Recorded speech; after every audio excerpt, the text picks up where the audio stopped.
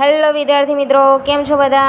મજામાં ને? મારી આ યુટ્યુબ ચેનલમાં આપ સૌનું સ્વાગત છે.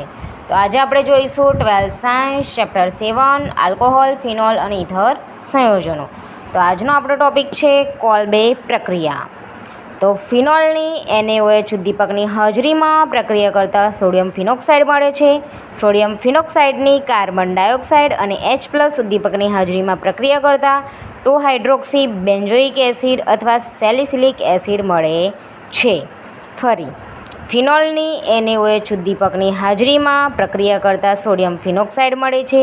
સોડિયમ ફિનોક્સાઇડની કાર્બન ડાયોક્સાઇડ અને H+ ઉદ્દીપકની હાજરીમાં પ્રક્રિયા કરતાં 2 હાઇડ્રોક્સી બેન્ઝોઇક એસિડ અથવા સેલિસિલિક એસિડ મળે છે. બરાબર, સેલિસિલિક એસિડ.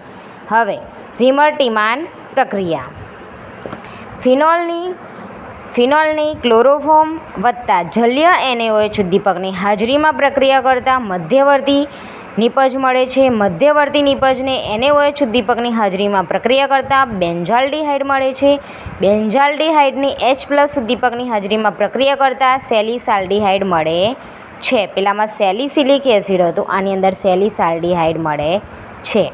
ફિનોલની ક્લોરોફોર્મ વત્તા જલીય NaOH ઉદ્દીપકની હાજરીમાં પ્રક્રિયા કરતાં મધ્યવર્તી નિપજ મળે છે. મધ્યવર્તી નિપજની NaOH ઉદ્દીપકની હાજરીમાં પ્રક્રિયા કરતાં બેન્ઝાલ્ડિહાઇડ મળે છે. બેન્ઝાલ્ડિહાઇડની H+ ઉદ્દીપકની હાજરીમાં પ્રક્રિયા કરતાં સેલિસાલ્ડિહાઇડ મળે છે. હવે સેલિસિલિક એસિડમાંથી એસ્પિરિન. હવે પહેલું સેલિસિલિક એસિડમાંથી એસ્પિરિન છે, એટલે કે જેમાંથી બનાવવાનું એ પહેલાં આવે, એટલે કે સેલિસિલિક એસિડમાંથી છે એટલે સેલિસિલિક એસિડ પહેલાં આવે. એસ્પિરિન બને છે એટલે એસ્પિરિન છેલ્લા આવશે. તો જો અહીં આવે સેલિસિલિક એસિડની H+ ઉદ્દીપકની હાજરીમાં એસિટિક એનહાઇડ્રાઇડ સાથે પ્રક્રિયા કરતાં એસ્પિરિન મળે છે.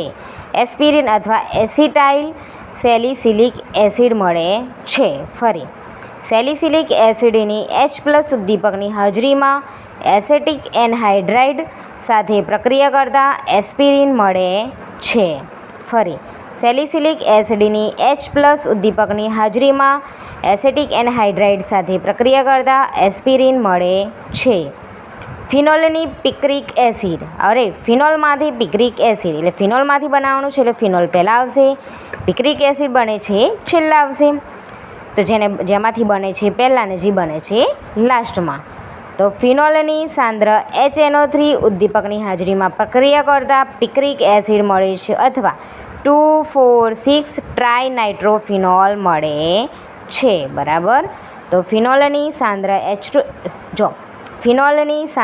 HNO3 ઉદ્દીપકની હાજરીમાં પ્રક્રિયા કરતાં પિક્રિક એસિડ મળે છે.